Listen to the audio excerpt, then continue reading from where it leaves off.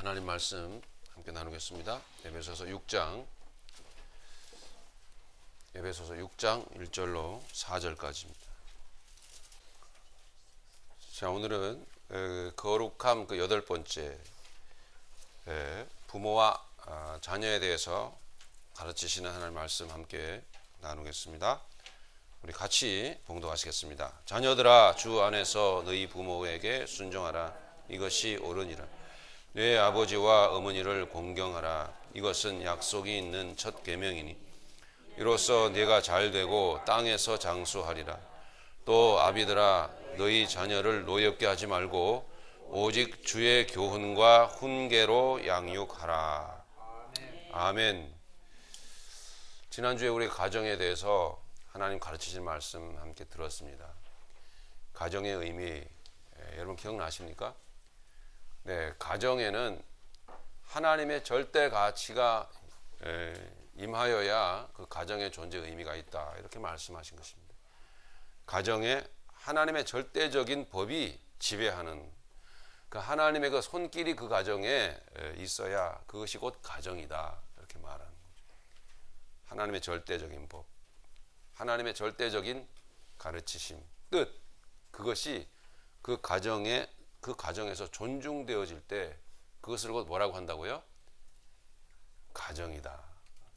만약에 하나님의 법이 절대적인 가치로 존중받지 못하면 가정의 모습은 하고 있는데 그건 뭐가 될까요? 가정이 아니면 뭐가 될까요? 여러분 상상에 맡기겠습니다. 이른 아침부터 좀 안 좋은 단어를 안 쓰고 싶은데 그냥 욕망의 집단이죠. 뭐 다들 자기 욕심 차리는 거죠. 다른 거 뭐 있습니까? 예. 가정이란 하나님의 법이기도 하지만 그 하나님의 법은 절대적이어야만 합니다. 절대적이다라는 건 다른 두 번째, 다른 세 번째, 동일한 어떤 것도 있어서는 안 되는 거예요. 예.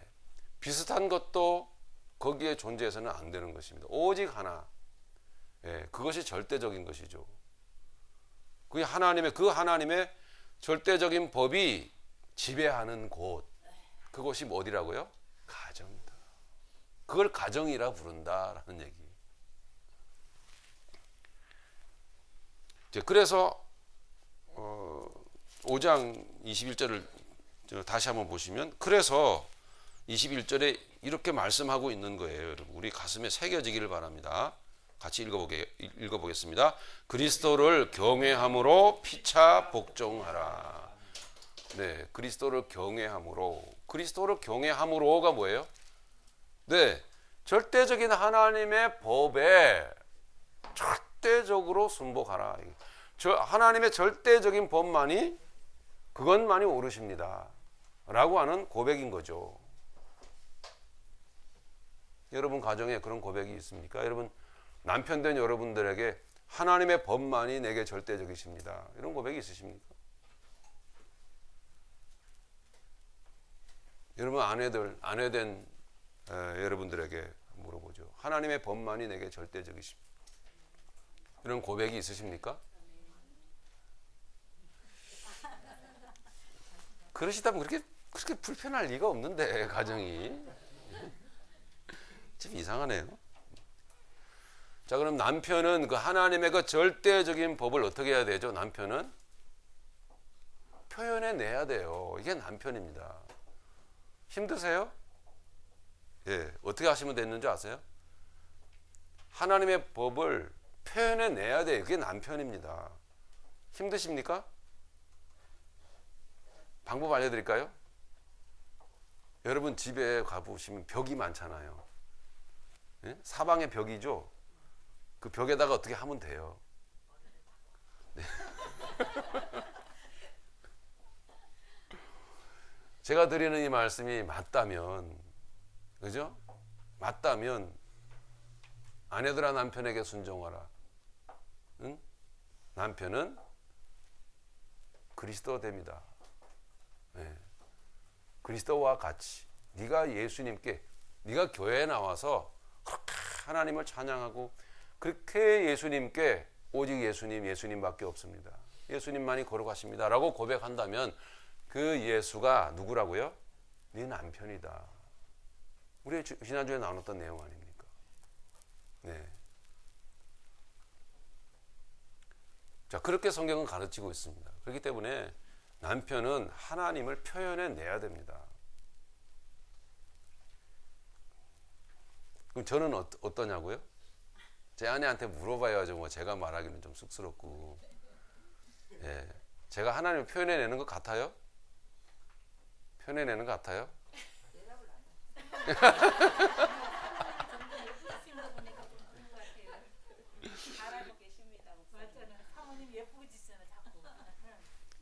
근데 그 뭔가 어투가 조금 좀 감정이 깔려 있는 것 같네요. 마지 못해서 하는 것처럼.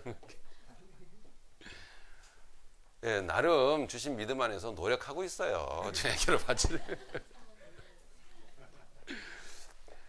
네, 하나님의 그 법이 가정은 하나님의 법이 절대적인 하나님의 법이 지배하는 곳. 예, 상상만 해보세요. 이 단어가 우리 가운데 우리 가정 가운데 이루어진다면 얼마나 좋겠나. 생각만 해도 막 그 소망의 뭉게구름이 뭉실뭉실 피어오르는 것 같지 않아요? 너무 좋겠다. 소망을 가지세요. 그리고 그걸 구하셔야 됩니다. 그 아내는 하나님을 표현해 내려고 쓰는 그 남편을 바라보고 어떻게 해야 되죠? 절대 복종해야 돼요. 그게 성경의 가르침입니다. 절대 복종. 절대 복종.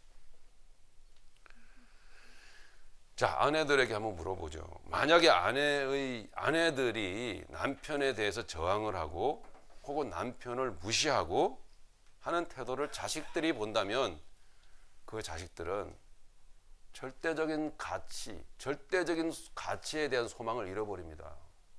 절대적인 게 어디 있어? 아이들이 뭘 합니까? 눈에 보이질 않는데.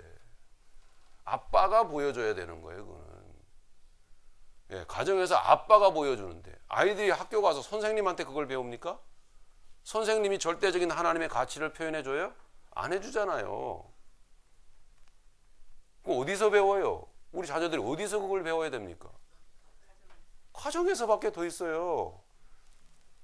네. 하나님의 절대적인 법의 그 가치를 바라볼 수 있는, 느낄 수 있는 것은 자녀들의 입장에서는 가정밖에는 없어요. 자, 남편은 그런 막중한 위치에 있는 것이고 아내는 그 법에 절대적인 순종을 하는 것입니다. 그것이 가정입니다. 그래야 자녀들이 이 세상에 절대적인 게 있긴 있구나. 이걸 배울 거 아닙니까? 모르긴 하지만 그걸 소망할 거 아니에요. 그게 믿음입니다. 그래서 믿음의 가정, 믿음 생활을 하게 되는 거예요. 즉 어떤 아내가 엄마가 아빠한테 어떤 저항하고 아빠를 무시하고 함부로 막 하고 하는 그런 어떤 그 모습을 자식들이 보게 되면 어떤 절대적인 권위에 대한 소망을 잃어버려요. 그러니까 자식들이 그렇게 자라납니다. 그래서 그 자녀들이 주도하는 그 세상이 되었을 때 그 자녀들이 30살, 40살, 50살 이 사회를 주도하는 어떤 세대가 되었을 때의 그 시대를 뭐라고 하는지 아세요? 절대적인 건 없어. 라고 하는 뭐예요? 포스트 모더니즘의 시대가 되어버리는 거예요. 절대 그런 게 어딨어. 웃기고 있네. 그런 걸 본 적이 없거든.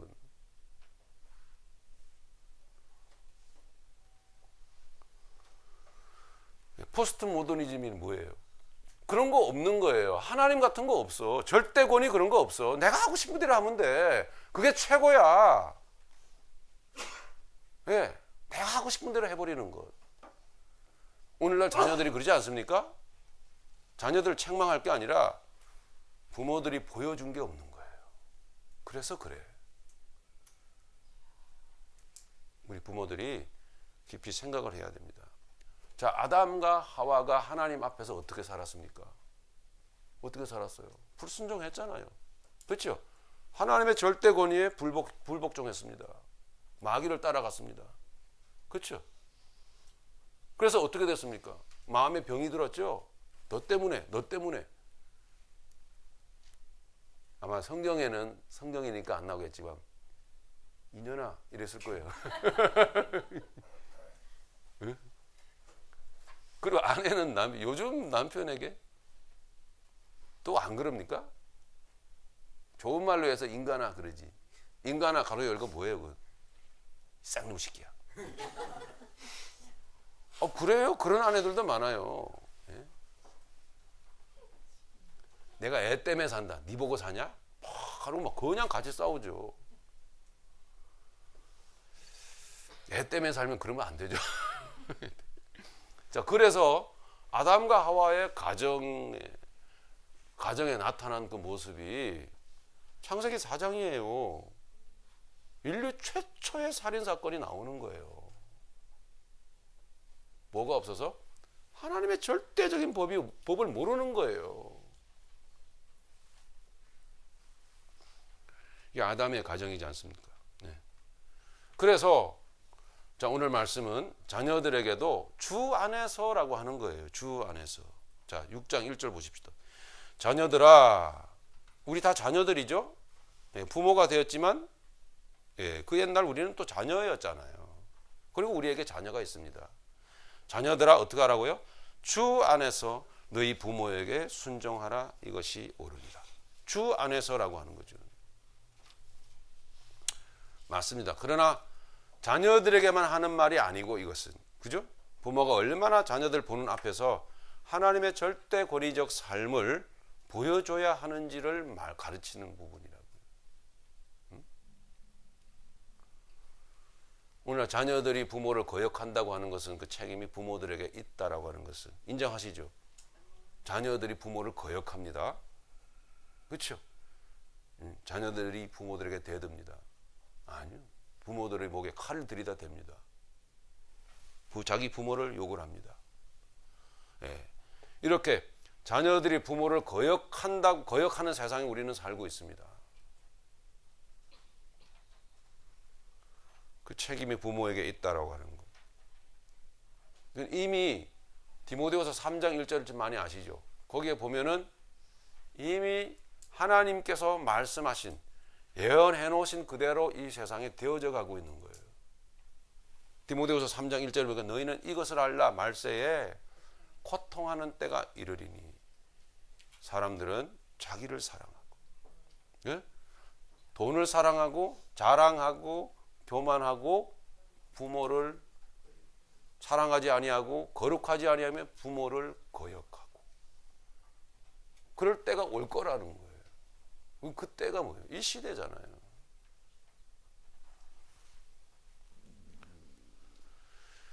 하나님이 하신 말씀 그대로 이루어져 가고 있는 이 시대 속에서 어쩌면 민노라고 하는 우리의 성도의 가정 안에서도 그런 일들이 비일비재하게, 그런 슬픈 일들이, 끔찍한 일들이 나타나고 있는 것입니다. 자녀들이 부모에게 삿대질해도 부모가 거기에 대해서 뭔가 제대로 엄격하게 꾸짖거나, 아니 그걸 가슴 아파하거나 꾸짖거나 책망해서 바로 세울 수 있는 거예요.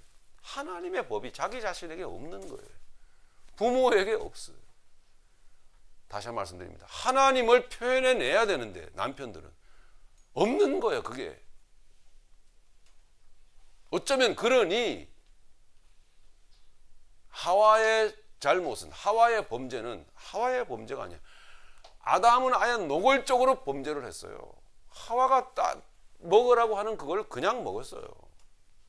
네. 그 모든 게 뭐예요? 가장의 책임이 되어버리는 거예요. 그렇죠? 머리의 책임이지, 머리의 책임.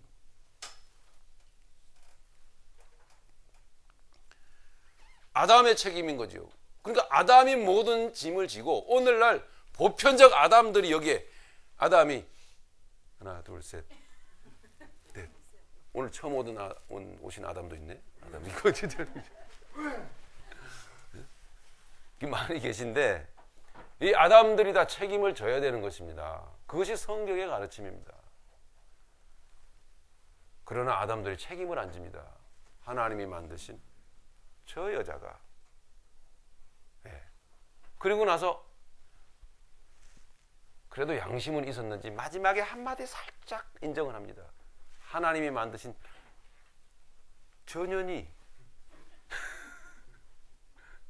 예? 하나님을 피하고 그 얼굴을 피하고 두렵고 마음이 불안하고 하니까 그건 상한 감정이 이미 마음의 상태에 문제가 생겨버린 거예요. 그죠? 마음의 상태에 문제가 생겨버리니까 그런 좋은 단어가 안 나갑니다. 전현이 이렇게 나가는 거예요. 저는 그렇게 보고 싶어요. 그리고 마지막에 할 수 없어서 한마디 살짝 줘서 따먹었어. 줘서 먹었습니다. 이게 여러분 이게 남편이 해야 될 말입니까? 한번 생각해 보세요. 남편이 지금 안 계시니까 저렇게 자신 있게 말씀하시네. 모든 것이 저의 책임입니다. 이렇게 가야 되는 거죠. 우리 이 지상의 이 남편들이 이 지상에서 살아가는 어설픈 예수들이 이 예수긴 예수인데 머리긴 머리인데 아주 머리가 어설퍼요. 책임을 안 지니까 그렇죠? 우리 입장에서 보면 그렇습니다. 구속사적으로 보면 하나님이 다 계획하신 것이지만 우리 입장에서 볼 때는 우리가 책임을 지지도 않고 칠 능력도 없으니까 머리 대신 예수님이 조용히 오셔서 메리 크리스마스 오셔서 모든 게 저의 책임입니다. 그 책임을 지시고 가셨어요. 죽음의 길. 이제 생각을 가져봅시다. 이제 생각이 있으면 이게 남자로서 할 생각인가? 이게 남편으로서 가져야 될 생각인가? 이런 생각 한 번쯤은 하셔야 되는 거 아닙니까? 참 쪼잔하기도 이럴 데 없고 뭐 등등 그런 이야기를 누구한테 듣습니까? 아내들에게서 듣잖아요. 아휴 나 같으면 그렇게 안 한다. 아내들에게서 이런 이야기를 듣습니다. 그러니 다시 얘기지만 자녀들이 아내들도 잘하는 건 아니에요. 자녀들 안 듣는 데서 하려면 붙으세요. 정말로 하다 못해. 예? 생각을 가지십시오. 그렇잖아요. 여러분들이 어릴 때로 한번 생각을 한번 해보십시오. 뭘 알아요? 그저 눈에 보이는 대로 바로 입력이 되는 거예요. 그거는. 또 얼마나 입력 장치가 이게 튼튼합니까? 얼마나 건강합니까? 얼마나 이 용량이 탄탄하게 준비가 되어 있습니까? 예? 이 용량이 말이에요. 예. 잊어먹지도 않아요. 잊어먹을 수도 없어요. 우리 같이 나이 먹은 사람은 듣고 바로 잊어먹지만 어린아이들은 이 상이라는 게 있다니까요. 이미지가 맺히는 이 상이 거기에 팍팍 꽂히는 거예요. 아, 아빠가 무능하면은 엄마가 어이구 인간아 그러고서는 해대는 그러는 것이구나라는 게 확 상이 맺혀버려요. 그럼 딸인 경우는 자라서 그렇게 해버려요. 아들인 경우에는요 마찬가지로 아빠는 원래 저렇게 엄마 앞장 세워서 저렇게 빈둥빈둥하면서 사는 거구나. 저게 실력이구나.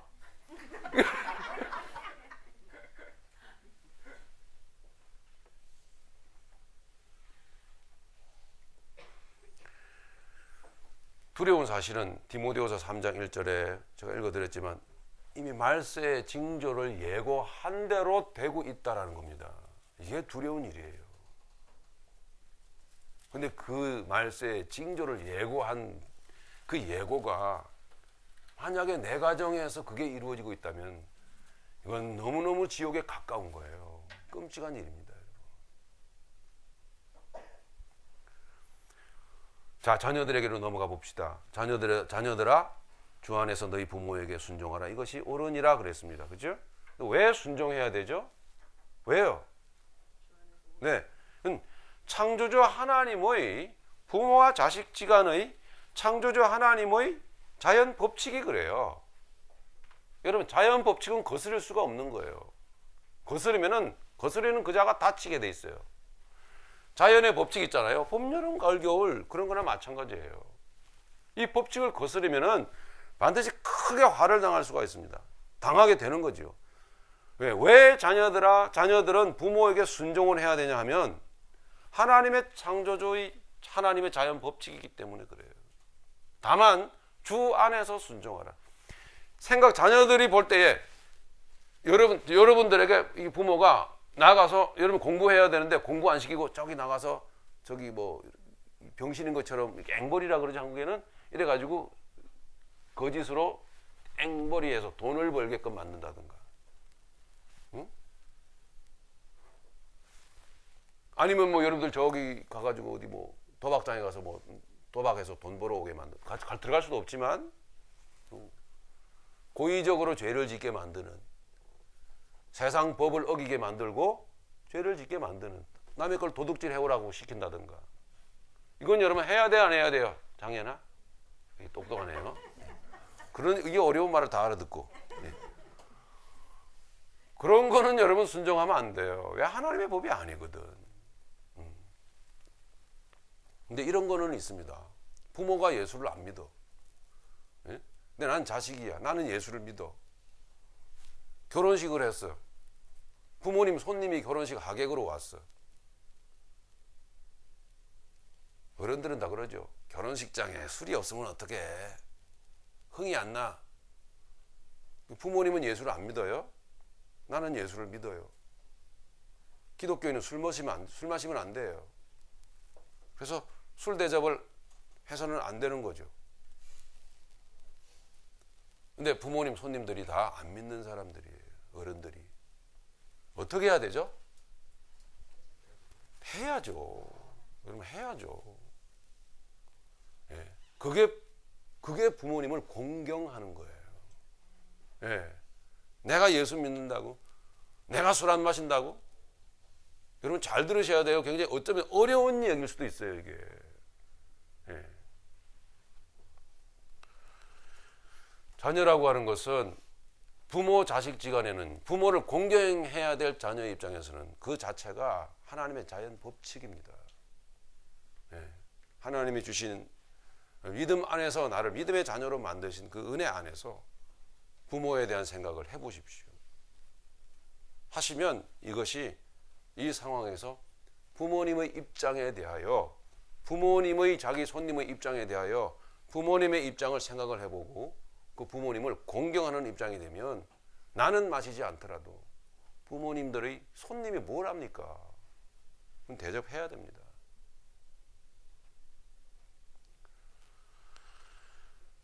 그 반대로 얘가 좀 길어졌습니다. 만약 반대 현상이 일어나가지고 그래서 술 때문에 옥신각신 부모님하고 감정이 붙었다. 절대 술 안 됩니다. 술 마시면 안 된다 그랬어요. 술 취하면 안 된다 그랬어요. 그래서 부모님의 감정이, 다시 말씀드립니다. 부모님은 하나님을 몰라요. 예수님을 안 믿어. 네. 하객들까지 다 이게 뭐고? 결혼식 이게 뭐야? 막 이러고서는 궁시렁궁시렁 불평불만이 막. 어떨 것 같아요? 그래도 나는 믿음을 지켰으니까 나 하나님 앞에서 떳떳하니까 됐나요? 아닌 거죠. 지혜롭지 못한 거죠. 믿지 않는 그분들에게는 그 상황대로 흘러가도록 최선을 다해서 지혜를 구해서 따라줘야 됩니다. 그 부분은. 나는 내 중심을 지키지만. 예, 이것이 믿는 자의 태도요. 믿지 않는 부모님을 모시고 있는 믿는 자의 지혜로운 자세예요. 예를 들면 그런 거죠. 하지만 다시 말씀드리면 세상 법을 어겨가면서 죄를 짓게 하는 부모님의 요구는 따를 수가 없는 거예요. 그것이 주 안에서 너희 부모를 공경하라 하는 거죠. 왜 순종해야 된다고요? 하나님의 자연 법칙이기 때문에. 자녀잖아요. 그렇죠? 창조 질서가 그래요. 일반 법칙이 그래요. 그죠? 창조 질서가 그렇다라는 거죠. 자, 네. 창세기 1장 27절, 28절 한번 보세요. 창세기 1장 27절, 28절을 보시면 다 아시겠지만은 하나님께서 자기 형상, 곧 하나님의 형상대로 사람을 창조하시되 남자와 여자를 창조하셨습니다. 그리고 그들에게 복을 주시며 이르시되 생육하고 번성하여 땅에 충만하라 그랬어요. 이게 자연 법칙이에요. 그렇죠? 네.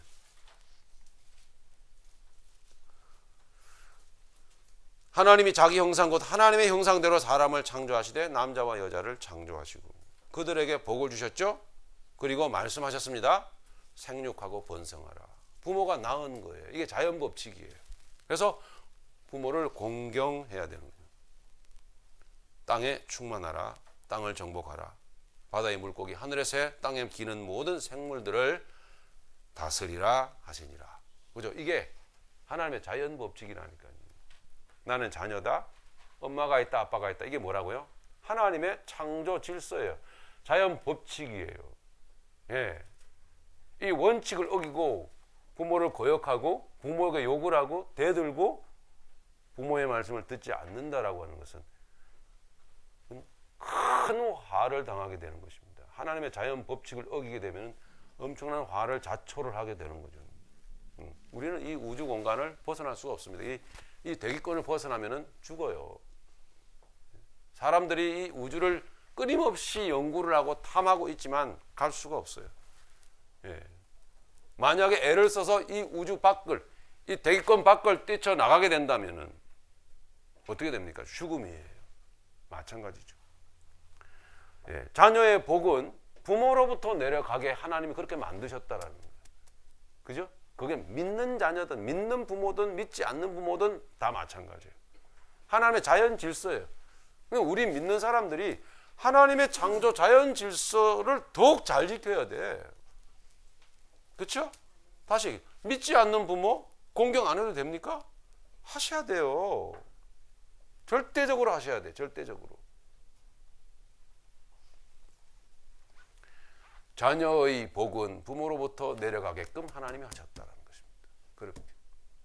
어떤 일반적 차원에서 부모에게 대해서 신실하고 착한 마음을, 어진 마음을 기꺼이 무리 수기는 그런 어쩌면은 그런 유교적 어떤 그 유교적 사상을 때로는 우리는 좀 배울 수 있어야 돼요.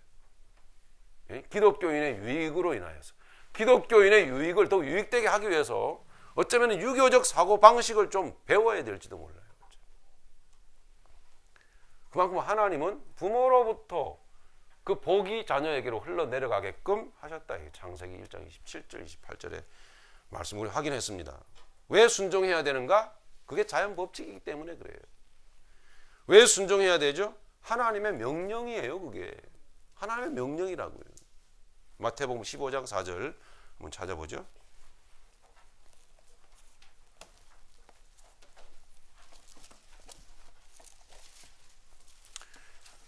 다 같이 읽겠습니다. 시작. 하나님이 이르셨으되 네 부모를 공경하라 하시고 또 아버지나 어머니를 비방하는 자는 반드시 죽임을 당하리라 하셨거늘. 예수님이 하신 말씀입니다.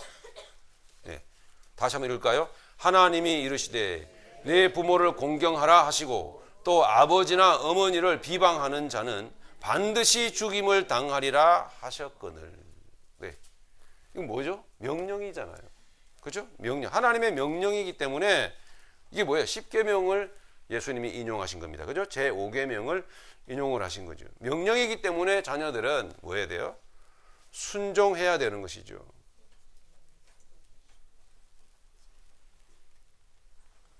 계속해서 2절 보시겠습니다. 에베소서 6장 2절. 내 아버지와 어머니를 공경하라. 이것은 약속이 있는 첫 계명이니. 자, 이 계명을 예수님이 인용을 하셨단 말입니다. 내 아버지와 어머니를 공경하라. 이것은 약속이 있는 첫 계명이니 이로써 내가 잘되고 땅에서 장수하리라. 네가 잘되고 땅에서 장수하리라. 부모 공경하면 천국 간다는 얘기는 아닙니다. 믿지 않는 사람들 부모 공경 잘하는데 천국 갑니까? 그런 얘기가 아니에요. 출애굽기 20장을 인용한 거죠.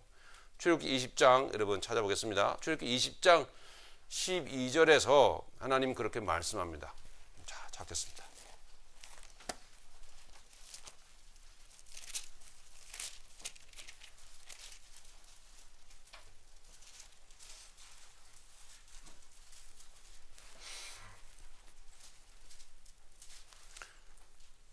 자, 출애굽기 20장 12절. 약속이 있는 첫 계명이니 이건 10계명이다 그런 것입니다.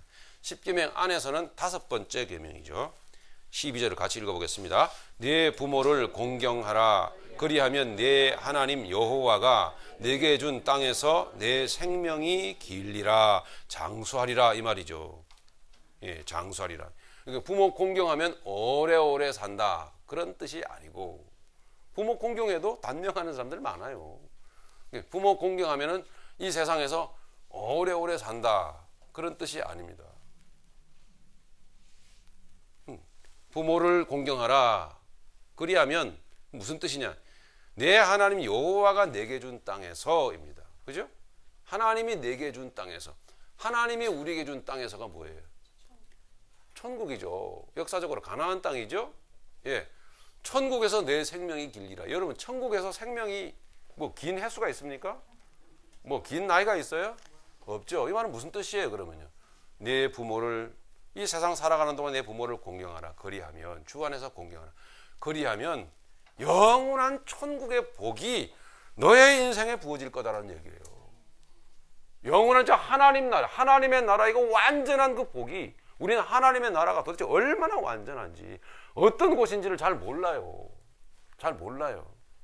그런데 내 부모를 주 안에서 공경하면 내가 네게 준 땅에서, 천국에서 내 생명이 길리라. 천국의 그 놀라운 그 복을 네가 이 세상 살아가는 동안에 누리며 살게 될 거다. 그게 엄청난 축복입니다. 그 복을 받기 위해서 공경하는 것이 아니라, 그렇죠? 예, 단순히 그 복을 받기 위해서 공경하는 것은 아니에요. 그러나 하나님의 자연 법칙이며 자녀로서, 그리고 하나님의 명령이기 때문에 믿는 여러분들은 당연히 부모를 공경해야 돼요. 그렇죠?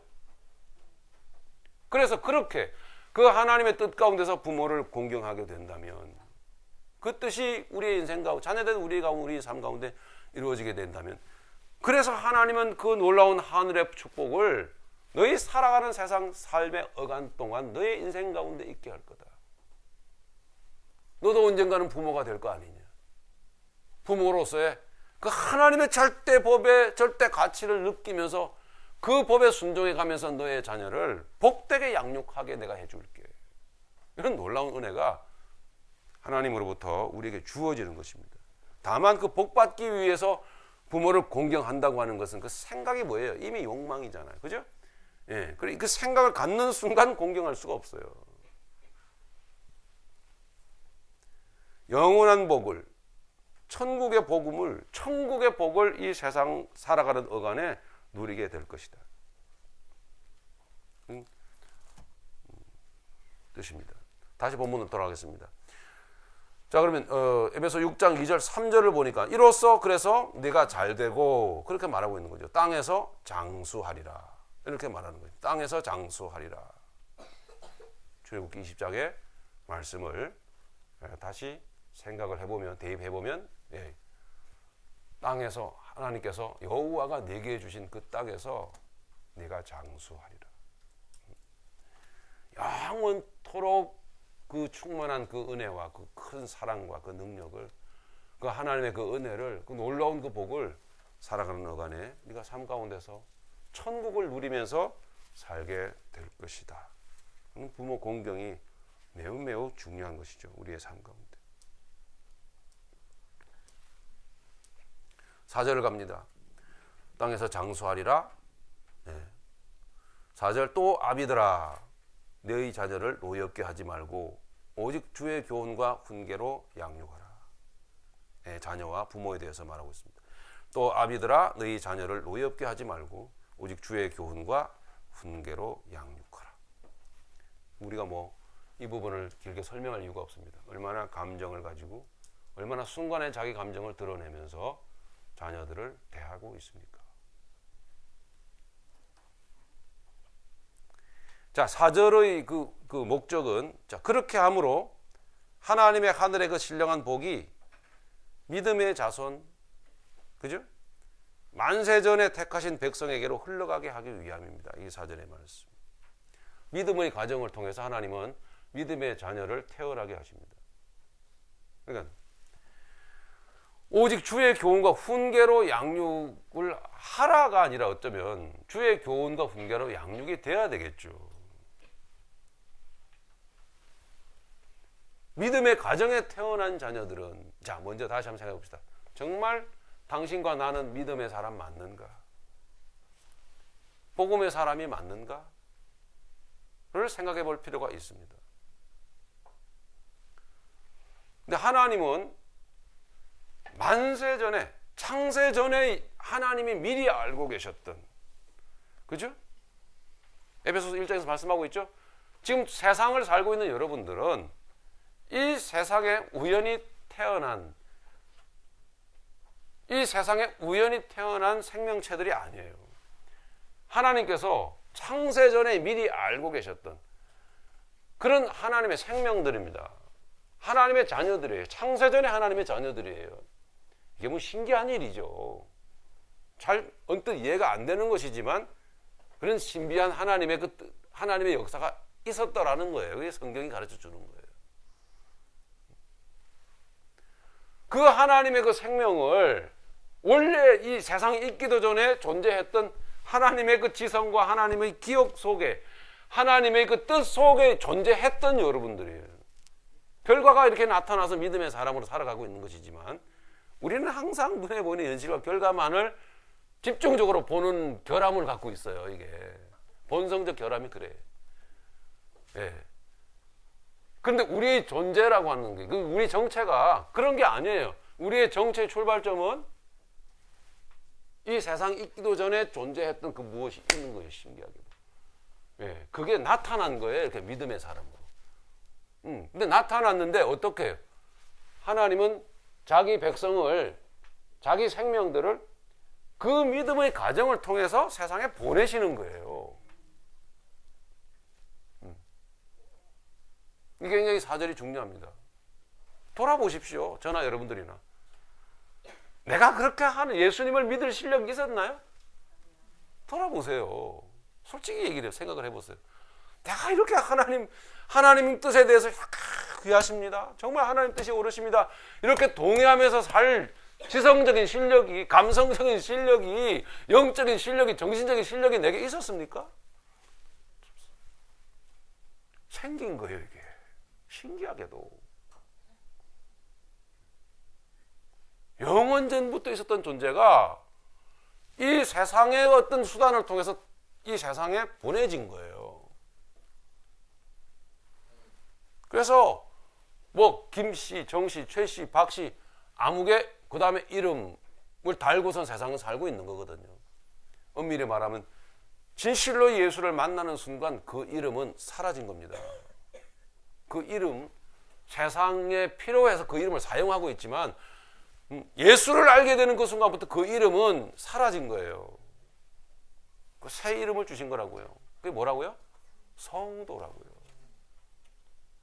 성도라고 하는 영원한 존재의 이름을 주신 것입니다. 실은 그 성도가 진짜 나의 정체성을 알려주는 거예요. 그 성도가 지금 주어진 내 이름을 가지고 세상에서 사용해야 될 이름을 갖고 사는 거예요. 예. 그러므로 정말 내가 복음의 사람이 맞고, 그리고 남자인 내가 저의 입장에서 봅니다. 그리고 아내인 저 여자가 복음의 사람이 맞다면 분명히 우리 사이에 보내어진 이 자녀는 뭐예요? 하나님께서 우리를 통해서 세상에 보내신 거예요. 하나님의 말씀과 뜻과 하나님의 교훈으로 양육하지 않을 수가 없어요. 그것을 안다면. 자기의 감정을 드러낼 수가 없어요.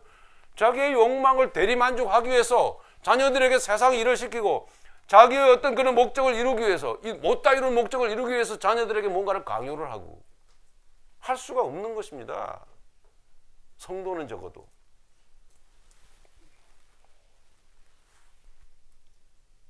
그것이 아까 읽었던 이 목적을 드러내주는 것이 바로 창세기 1장 27절과 28절이에요. 우리 믿음의 사람 하나님의 형상으로 지으셨다 그랬죠. 그래서 자기 형상대로 우리를 지었어요. 하나님의 그 존재, 하나님의 그 존재 안에서 역사는 하나님의 성품이 우리 안에 있는 거죠. 그리고서는 하나님이 생육하고 번성하라 그랬잖아요. 그럼 믿음의 자녀를 나를 통해서 보내시는 거예요. 그렇죠? 생육하고 번성하라. 그래서 자녀를 낳아라 이 얘기예요. 자녀를 낳아라. 그 자녀는 하나님의 자녀예요. 그런 확신이 여러분에게 있길 바랍니다. 그런 확신이 있어야 돼요. 그런 확신.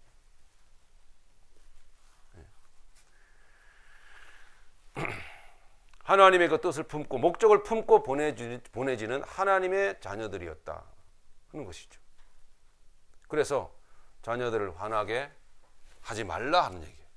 자, 부모들 보십시다. 또 아비들아, 또 어미들아 말이에요. 너희 자녀들을 화나게 하지 말라, 노엽게 하지 말라, 감정 상하게 하지 말라. 오직 주의 교훈과 훈계로 양육하라. 동시에 하나님의 그 절대적 권위가 어떤 것인지를 이 힘겨운 세상살이 속에서 보여주셔야 돼요. 여러분, 사시기 얼마나 힘드십니까? 근데 하나님의 그 절대적인 가치를, 하나님의 법의 그 절대적인 권위의 가치를 힘겨운 인생살이 속에서 여러분 자녀들에게 보여줘야 돼. 아, 우리 엄마 아빠가 저렇게 힘든데 저런 힘든 가운데서도 저렇게 사는구나. 그걸 여러분 보여주셔야 되는 거죠. 그가 곧 예수님이 아니십니까? 그렇죠? 그렇게 힘든 가운데서도 예수님은 보여주셨어요. 하나님을 보여주셨다는 거죠. 하나님의 그 절대적인 권위가 여러분의 가정 안에서 인정되어지길 간절히 바랍니다. 자, 창세기 4장을 보시면 아까 말씀드렸죠. 창세기 4장을 보시면은 뭐 일일이 사실 볼 필요도 없습니다. 창세기 4장에는 가인의 그 집안이 무슨 짓을 했는지를 설명을 하고 있습니다. 가인의 집안이 무슨 짓을 했는지를 보여줍니다. 네.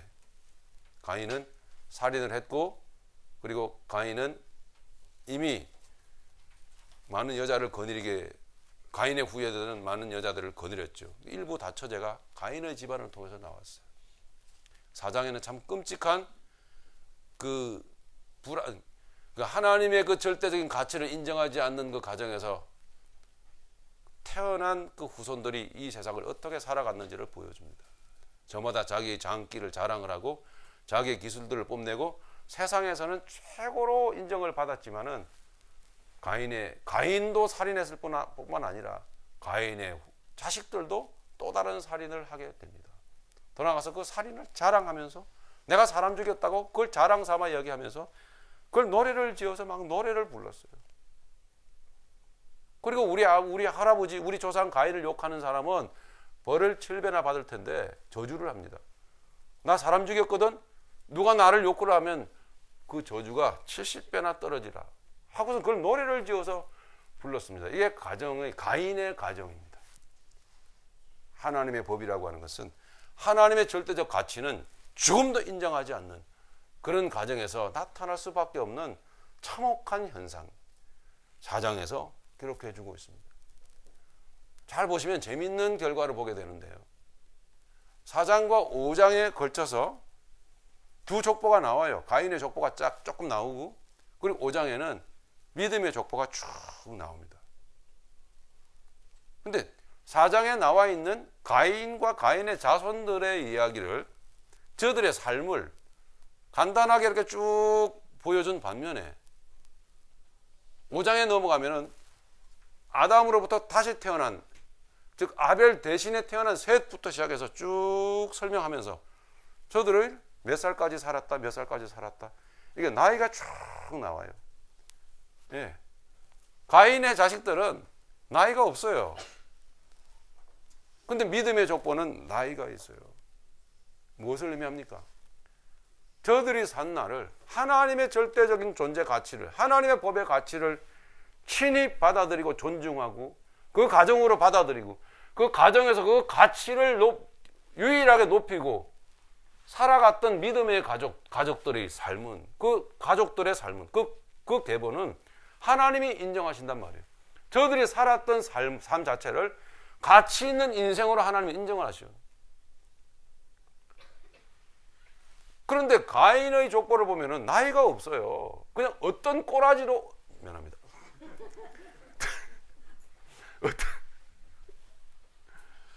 어떤 네, 그래서 저런 식으로 말하면 안 되는 곳이구나라는 거를 우리 딸이 배우기를 원합니다. 저는 그래서 어떤 모습을 하면 살았는지 그것만 딱 나오는 거예요, 여러분. 한번 보실래요? 오늘 결론적으로 그것만 보고 마치겠습니다. 자, 가인이 살인한 거는 여러분 잘 아시고 16절부터 보시죠. 창세기 4장 16절. 자, 같이 읽겠습니다. 시작. 가인이 여호와 앞을 떠나서 에덴 동쪽 노 땅에 거주하였하더니 아내와 동침하매 그가 임신하여 에녹을 낳은지라. 가인이 성을 쌓고 그의 아들의 이름으로 성의 이름하여 에녹이라 하니라. 에녹이 이랏을 낳고 이랏은 무야엘을 낳고 무야엘은 무드사엘을 낳고 무드사엘은 라멕을 낳았더라. 라멕이 두 아내를 맞았으니 하나의 이름은 아다요 하나의 이게 일부 다쳐 시작이죠. 예. 20절. 아다는 야발을 낳았으니 그는 장막에 거주하며 가축을 치는 자의 조상이 되었고 그의 아우의 이름은 유발이니 그는 수금과 퉁소를 잡는 모든 자의 조상이 되었습니다. 실라는 두발가인을 낳았으니 그는 구리와 쇠로 여러 가지 기구를 만드는 자요 두발가인의 누이는 라마였다. 라멕의 아내들에게 이르되 아다와 실라여 내 목소리를 들으라. 라멕의 아내들이여 내 말을 들으라. 나의 상처로 말미암아 내가 사람을 죽였고 나의 상함으로 말미암아 소년을 죽였도다. 가인을 위하여는 벌이 7배일진데 라멕을 위하여는 벌이 70배 이르로다 하였더라. 예, 이렇게 인간의 자기 이름을 드러내고 자기 기술을 자랑하고 자식들을 그 기능적으로만 내리키워가지고 결국은 그것이 원수 마귀 뱀에게 속는 욕망의 욕심의 욕망의 결과 열매를 맺는 삶이며 결국 그것이 살인 행위라는 것을 보여줍니다. 이 사람들에게는 나이가 없어요. 즉 이런 인생은 하나님이 인정을 하지 않는 거예요. 그건 사람의 인생이 아니에요. 사람의 나이가 삶이 아닌 거예요. 이 가정은 가정이 아니에요. 하나님이 여기 안 계시기 때문에 하나님의 절대 법칙이 하나님의 법이 절대적 가치로 존중받는 가정이 아니기 때문에 이건 나이가 없는 거예요. 이건 나이를 기록 안 했어요. 그래서요. 살아도 산 게 아니에요. 자, 25절부터 봅시다. 아담이 자기 아내와 동침하며 그가 아들을 낳아 그의 이름을 셋이라 하였으니 이는 하나님이 내게 가인이 죽인 아벨 대신에 다른 씨를 주셨다 함이며 셋도 아들을 낳고 그의 이름을 에노스라 하였으며 그때 사람들이 비로소 여호와의 이름을 불렀더라. 다른 이야기가 나오죠? 네, 여호와의 하나님의 이름을 부르는 거예요. 하나님이요 부르는 거예요. 가인의 집안은 하나님을 부르질 않아요. 그리고 나서 5장 1절부터 보면 이것은 아담의 계보를 적은 책이니라. 하나님이 사람을 창조하실 때에 하나님의 형상 모양대로 지으시되 남자와 여자를 창조하셨고 그들이 창조되던 날에 하나님이 그들에게 복을 주시고 그들의 이름을 사람이라 일컬으셨더라. 의미심장하잖아요. 여기에 창세기 1장에서 하나님이 세상을 창조하시고 사람을 만드실 때 하셨던 그 말씀, 생육하고 번성하라, 자기 형상대로 만드시고 축복하셨던 그 말씀이 다시 나오잖아요. 여기서요. 이게 가정이라는 거예요, 여러분. 하나님의 형상이 우리의 가정에 있어야 되는 거고, 그 하나님의 형상이 부모에게서부터 표현되어져야 되는 거고, 자녀들이 그걸 보고 이 세상에는 절대적인 뭔가가 있구나라고 배워야 되는 거예요. 모르긴 하지만 그걸 소망할 수 있도록 보여줘야 돼. 그 자녀들을 데리고 교회를 가서 말씀을 듣고 예배를 드리면 절대적인 존재가 누구다? 하나님이시구나. 그런 분이 계시구나 라는 거 자녀들이 깨닫게 되는 거예요. 그래야 이 윤리도 없고 도덕도 없는 이 포스트 모더니즘의 이 방탕한 시대를 믿음으로 자녀들이 살아나간다고요.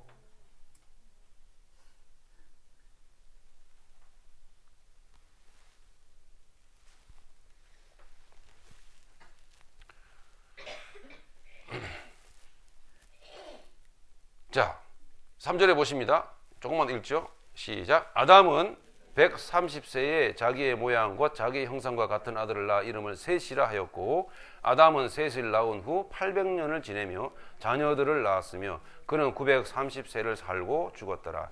셋은 105세에 에노스를 낳았고 에노스를 낳은 후 800년을 지내며 자녀들을 낳았으며 그는 912세를 살고 죽었더라. 에노스는 이렇게 쭉 나오는 거예요. 나이가 있는 거예요. 하나님이 이 인생을 이들의 삶을 인생이라 이렇게 인정을 하신 거죠. 여기 읽으시면서 900세나 살아서 장수했네 이런 방향으로 가시면 안 됩니다. 예, 보통 8, 900세에 사던 시대에 누구예요? 그 사람은 365세만 딱 살고 갔어요. 누구죠? 에녹. 예, 그리고 단명했다고요. 예, 살아가시는 동안에 하늘에 올라온 그 하늘, 하나님 나라의 놀라운 복이 여러분 삶 가운데 날마다 베풀어지길 바랍니다. 네, 마지막으로 제가 저의 고백이지만 제 목소리를 읽어드리고 우리 예배를 마칠까 합니다.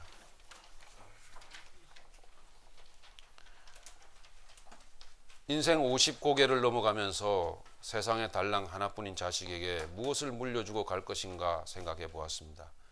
저보다는 세상을 더 많이 살아야 하는 자식이기에 제게 필요한 시간이었습니다.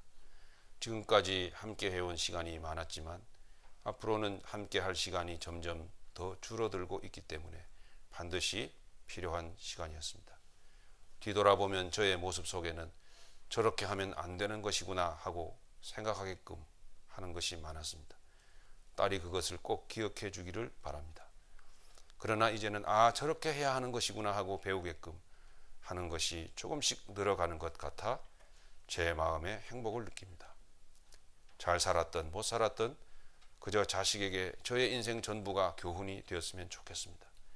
감출 이유가 없는 당당하고 떳떳한 모습을 자식에게 보여주고 싶습니다. 비록 물려줄 세상 재물이 제게는 없지만 그보다 저에게서 배우는 인생이 더 값어치 있다고, 아빠에게서 배우는 인생이 더 값어치 있다고 여길 수 있는 그런 삶을 살아가고 싶습니다. 돈은 있는 대로 건네주면 되는 것이지만 삶은 직접 살아 보여줘야 하는 것이기에 비교하는 것 자체가 곧 수치입니다. 우리 같이 읽겠습니다. 주 안에서 공경받는 부모가 되기를 원합니다. 주 안에서 부모를 바라볼 줄 아는 자녀가 되어주기를 원합니다. 이것이 우리 예수님의 뜻입니다. 아멘. 이 시간 부모님들은 자녀들을 축복하면서 같이 기도하고 우리 자녀들은 부모님을 주 안에서 공경하는 자녀가 되게 해주세요. 이런 중심으로 잠시 함께 기도하십니다.